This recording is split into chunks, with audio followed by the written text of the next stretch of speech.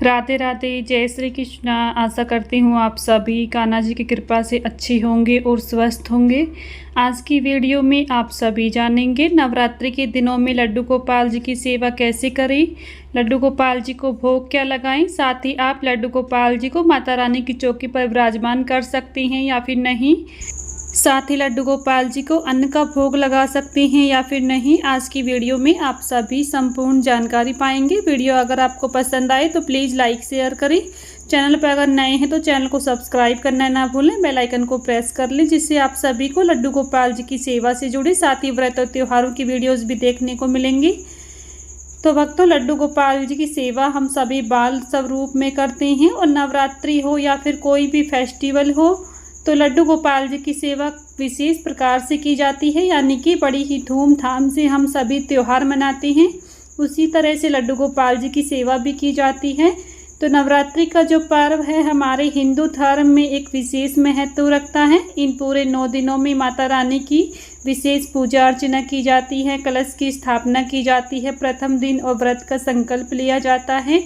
साथ ही पूरे 9 दिन तक माता रानी के भजन गीत गाए जाते हैं। तो उसी तरह से हमारे घर में विराजमान लड्डू गोपाल जी हैं, जिनकी सेवा हमें बहुत ही सुंदर तरीके से करनी चाहिए। जैसे हम माता रानी को प्रसन्न करने का प्रयास करते हैं, उसी तरह से हम लड्डू गोपाल जी की भी कृपा पाना चाहते हैं। तो नवरात्रि के दिनों में आप भी लड्डू गोपाल जी की सेवा इस प्रकार से कर सकती हैं, जो आप आज की वीडियो में देखेंगे और जानेंगे।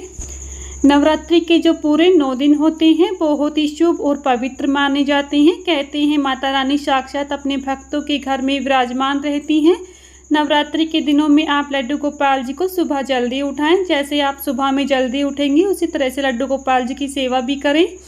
सुबह लड्डू गोपाल जी को दूध से, पंचामृत से आप स्नान करवा सकती हैं, चाहे तो चंदन से स्नान करवा सकती हैं।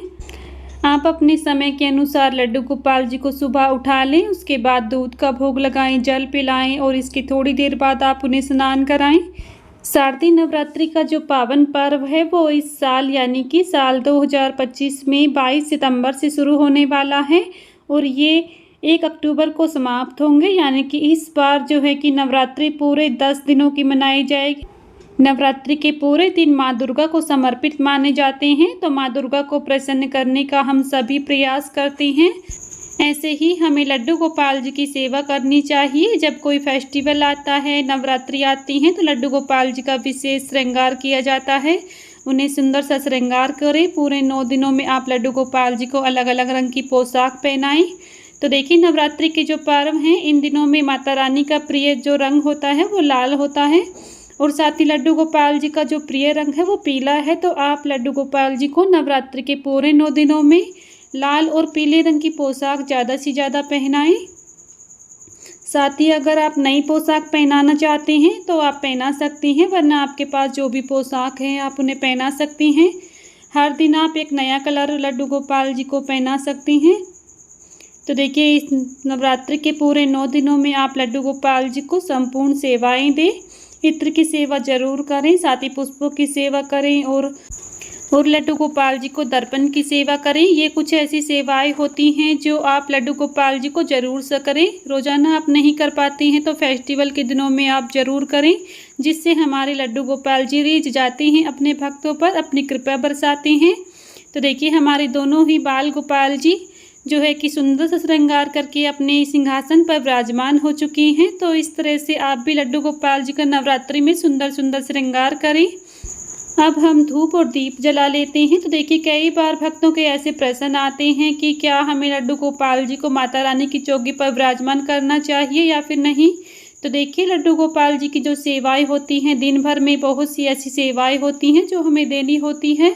तो नवरात्रि के 9 दिनों में आप लड्डू गोपाल जी को माता रानी की चौकी पर विराजमान ना कराएं, क्योंकि लड्डू गोपाल जी को रात्रि में शयन करवाना होता है और सुबह में उठाना होता है। तो जैसे माता रानी की जो चौकी होती है उसे हिलाया नहीं जाता है।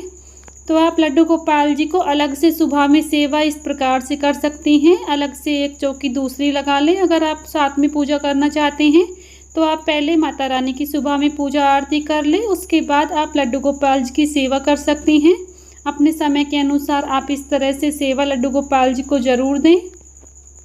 तो देखिए नवरात्रि में आप लड्डू गोपाल जी को अन्न का भोग भी लगा सकती हैं, क्योंकि भक्त ऐसे कमेंट करते हैं कि क्या हमें नवरात्रि में अन्न का भोग लगाना चाहिए या फिर नहीं लगाना चाहिए लड्डू गोपाल जी को। तो देखिए व्रत हम सभी का होता है, जो हम सब माता रानी को प्रसन्न करने के लिए करते हैं।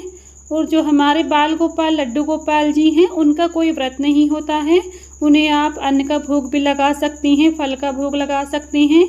साथ ही आप नवरात्रि के 9 दिनों में अपने लिए जो भी भोजन बनाते हैं शुद्ध सात्विक भोजन का भोग लगा सकती हैं, यानी कि व्रत वाले खाने का भी आप लड्डू गोपाल जी को भोग लगा सकती हैं। नवरात्र के दिनों में लड्डू गोपाल जी को व्रत नहीं करवाना है, स्वयं व्रत करना है। और साथ ही लड्डू गोपाल जी को आप अन्न का भोग भी लगा सकती हैं और अपने बने भोजन का भोग भी लगा सकती हैं, व्रत वाले खाने का भोग लगा सकती हैं। शुद्ध सात्विक भोग लड्डू गोपाल जी को लगाया जाता है, यानी कि तामसिक चीज़ों का भोग लड्डू गोपाल जी को कभी भी नहीं लगाया जाता।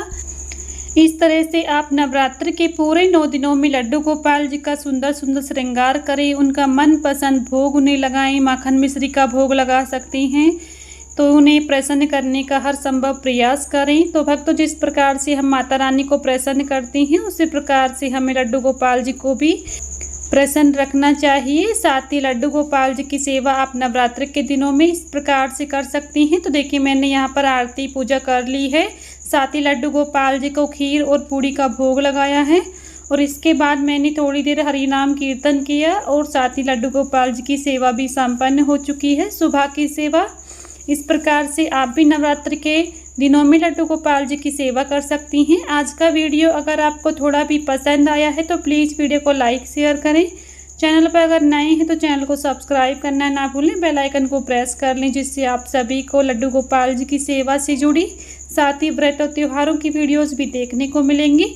नवरात्र के पूरे 9 दिनों में आपको हमारे चैनल पर नवरात्र व्रत की कथा सुनाई जाएंगी, साथ ही पूजा विधि भी आपको बताई जाएगी। इसलिए वीडियो को आप सभी ज़रूर देखिएगा, चैनल को सब्सक्राइब कर लीजिएगा। मिलती हूँ नेक्स्ट वीडियो में, तब तक के लिए सभी को राधे राधे, जय श्री कृष्णा।